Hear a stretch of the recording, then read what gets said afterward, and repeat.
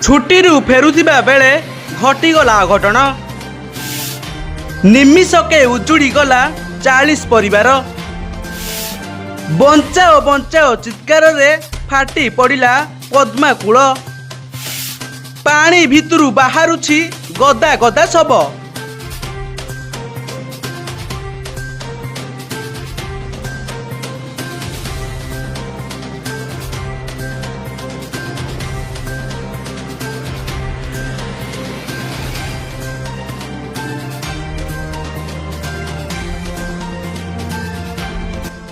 हाँ दर्शक बंधु, ए हृदय थरा घटना घटी बांग्लादेश रे।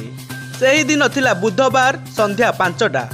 डंगारे चढ़िबा पई आतजात हेउथिले शह शह लोके। ईद छुट्टी सरिबा परे निज निज कार्यस्थल को फेरिबा लगी थाए लोकंक भिड़।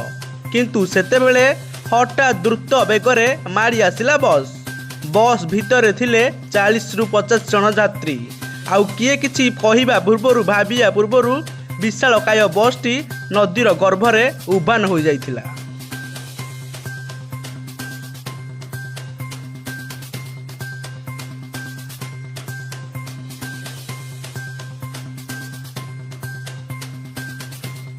छटपट होई बाहरी जाइथिले अनेक यात्री। बंचाओ बंचाओ बोली जोरे चित्कार करुथिले। मूर्ति को खूब पाखरु देखि पारुथिबा यात्री माने कूलरे थिबा यात्री को जीवनर भिक्षा मागुथिले। केही जणे हाथ बढ़ाइब कि एवं कूल को टाणी नेब आशा सेमानक आखिरे स्पष्ट भाव में जारी हेउथिला।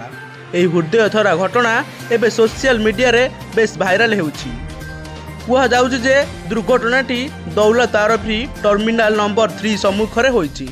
बसटी फेरी चढ़िबाकू चेष्टा करुथिबा बेले नियंत्रण हराई हठात नदी को खसी पड़िथिला। एही घटना रे 23 जनकर मृत्यु होइथिबा बेले किछि यात्री बाहर को चली आस्थिले एवं बस भितरु 14 जनकर मृतदेह को उद्धार करा जाइथिबार खबर एबे सामना को आसीछि। घटनार एही भिडियोटी जे भी देखुछि तार छाती थरी उठुछि। एही लोमो टाकुरा दृश्य एवं कांद बोबाळीर शब्द मन को दोहलाई दउछि। सूचना अनुसार 40 रु 50 यात्री को नहीं राजवीर रु ढाका अभिमुखे बसटी जाउथिला। ठीक संध्या 5टारे एही बड़ दुर्घटना घटिथिला। सेपटे अग्निशम विभाग, नौसेना, पुलिस और अन्य दलक सहयोग में उद्धार कार्य चली। आउ अन्यपटे एपरी घटना घटिबा परे पद्मा नदी कूलरे संपर्कीय मानकर कांद बोबाळी हेउछि।